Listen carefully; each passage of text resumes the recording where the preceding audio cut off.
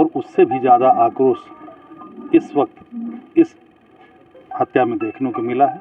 और मेरा योगी सरकार से ये निवेदन है कि पार्टी से हट करके वो उस पीड़ित परिवार के साथ न्याय करें। परिवार की सुरक्षा की, लेकिन सबसे बड़ा जो चिंता का विषय है, जिस तरह प्रदेश में आए दिन हत्याएं हो रही हैं, अभी हमारे ज़िले में एक वकील की हत्या हुई, अधिवक्ता की, अब डॉक्टर की हत्या हुई है। ये कहीं ना कहीं अपराधियों के मन में इस सरकार का, इस पुलिस व्यवस्था का कोई इकबाल रह नहीं गया है। दबंग इसमें जो है आए दिन वारदात कर रहे हैं और न्याय की गुहार करने वालों को अलग तरीके से प्रताड़ना दी जा रही है। प्रबुद्ध प्रकोष्ठ भारतीय जनता पार्टी का, और यह जो अमानवीय घटना हुई है, नृशंस घटना हुई, डॉक्टर घनश्याम तिवारी को जिस तरीके से मारा गया है, कोंच करके मारा गया है, जितना दुर्दांत तरीके से इन अपराधियों ने मारा है, यह सभ्य समाज का, किसी भी समाज के लिए, किसी भी मानवीय समाज के लिए बहुत ही नृशंस है, बहुत ही निंदनीय है। और ऐसे अपराधी को जब तक पकड़ा न जाए, ऐसे अपराधी को जब तक उसको दंड न दिया जाए, तब तक समाज में भी शांति नहीं व्याप्त होगी। क्योंकि हर गलत चीज़ के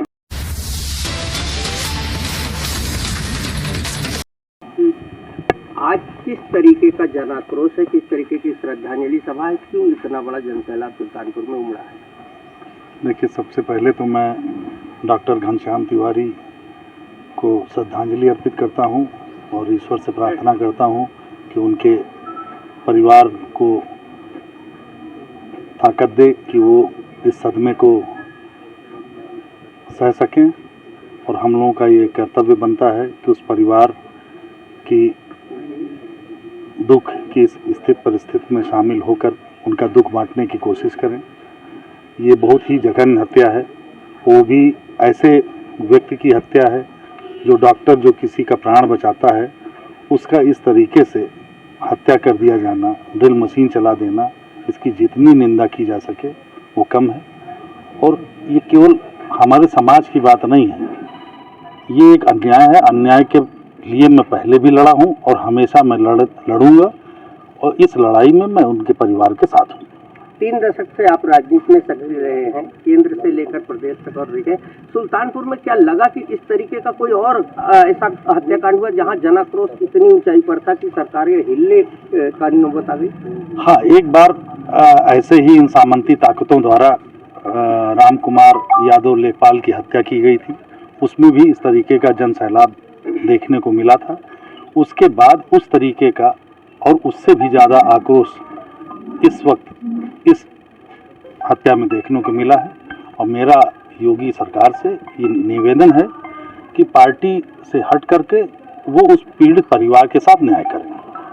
क्योंकि आप केंद्रीय कांग्रेस पार्टी के बड़े नेताओं के साथ बहुत नज़दीकी रहे हैं, तो क्या आप इस तरीके से कोई इस तरीके की व्यवस्था बनाए जिस तरीके से सोनिया गांधी जी ने लग करके राम कुमार यादव के परिजनों को, उनके बच्चों की पढ़ाई लिखाई का जिम्मा लिया, आज वो अपने पैर पर खड़े हैं, वो अपनी लड़ाई लड़ने के लिए तैयार हैं। क्या इस तरीके से 8 साल के नौनिहाल के लिए भी कोई इस तरीके की व्यवस्था करने का कुछ विचार है क्या? निश्चित रूप से हम इस बात को वहाँ तक पहुँचाएंगे, और जैसे हमने वहाँ लड़ाई लड़ी थी वैसे मेरा पूरा प्रयास रहेगा कि उस परिवार को, उस बच्चे के साथ भी न्याय हो। धन्यवाद। सर, आज डॉक्टर घनश्याम तिवारी की श्रद्धांजलि सभा में आए हैं, जिनकी निर्मम तरीके से हत्या हुई। आप किसी पूरे प्रदेश को देख रहे हैं, पिछले कई दशक से राजनीति में सक्रिय रहे हैं, क्या लगता है कि इस तरीके की जघन्य हत्याकांड का कहीं सभ्य समाज में स्थान है और किस तरीके की कार्रवाई होनी चाहिए? जी, मैं डॉक्टर विपिन पांडे, ये अध्यक्ष हूँ इसका प्रबुद्ध प्रकोष्ठ भारतीय जनता पार्टी का। और यह जो अमानवीय घटना हुई है, नृशंस घटना हुई, डॉक्टर घनश्याम तिवारी को जिस तरीके से मारा गया है, कोंच करके मारा गया है, जितना दुर्दांत तरीके से इन अपराधियों ने मारा है, यह सभ्य समाज का, किसी भी समाज के लिए, किसी भी मानवीय समाज के लिए बहुत ही नृशंस है, बहुत ही निंदनीय है। और ऐसे अपराधी को जब तक पकड़ा न जाए, ऐसे अपराधी को जब तक उसको दंड न दिया जाए, तब तक समाज में भी शांति नहीं व्याप्त होगी। क्योंकि हर गलत चीज़ के, हर क्रिया की प्रतिक्रिया होती है। तो लोगों में बड़ा आंदोलन है, लोगों में बड़ा दुख है, लोगों में बड़ा क्षोभ है, समाज बहुत दुखी है। और इसमें कोई जाति नहीं, इसमें कोई धर्म नहीं, इसमें कोई पार्टी नहीं। इसमें पता लगा हम भारतीय जनता पार्टी से हैं तो हम भी दुखी हैं, हमारे भैया पिंटू भैया कांग्रेस से हैं, संदीप तिवारी जी ये भी दुखी हैं, भैया हमारे द्विवेदी जी हैं ये पत्रकार संघ के से हैं, ये भी बहुत दुखी हैं। तो जो भी समाज है, जो भी लोग हैं, जो जिस पार्टी से है, सबको इसको लेके दुख है, सबके अंदर दुख है। और यह है कि ऐसे इस तरीके के दुर्दांत अपराधी जब तक ये इनको मारा न जाए, इनको समान रूप से जैसे परित्राणाय साधूनाम विनाशाय च दुष्कृताम, जब तक इनको सर्वनाश न कर दिया जाए तब तक समाज में शांति नहीं व्याप्त हो सकती। तो यह जो श्रद्धांजलि सभा आयोजित की गई, यह अच्छा कार्य था। इस तरीके की श्रद्धांजलि सभा, और सच्ची श्रद्धांजलि तभी होगी जबकि वो पकड़ा जाए, वो मारा जाए, उसके घर को बुलडोजर से गिराया जाए पूर्णतया, उसके जो संरक्षक हैं, उसके साथ जो चलने वाले लोग हैं, वह सब भी प्रताड़ित किए जाएं, वो सब भी जेल में भेजे जाएं, तभी जाके समाज शांत होगा। नहीं तो सच्ची श्रद्धांजलि इतनी से ही नहीं हो सकती।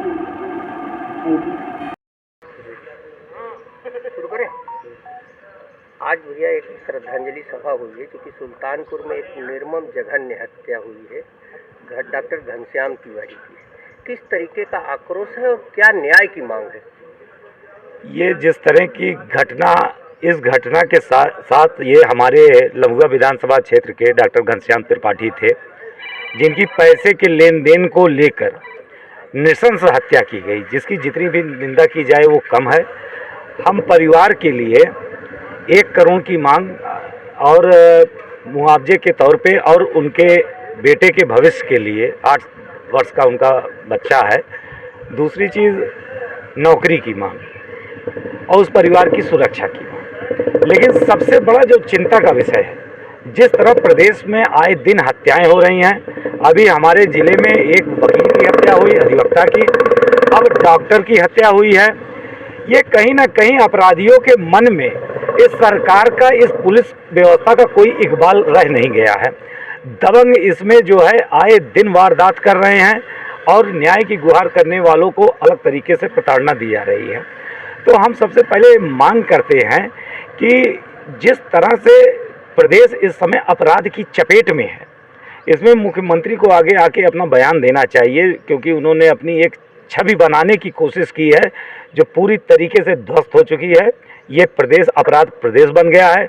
इसी सरकार में जेलों में हत्याएं हुई हैं, इसी सरकार में कोर्ट रूम में हत्याएं हुई हैं, इसी सरकार में पुलिस कस्टडी में हत्याएं हुई हैं, और हमारे ज़िले में आए दिन हत्याएं हो रही हैं। इस में जो है कानून व्यवस्था बुरी तरीके पूरे प्रदेश में ध्वस्त है, और अपराधियों के मन में कहीं से भी कानून व्यवस्था का कोई डर, खौफ या इकबाल नहीं है। धन्यवाद।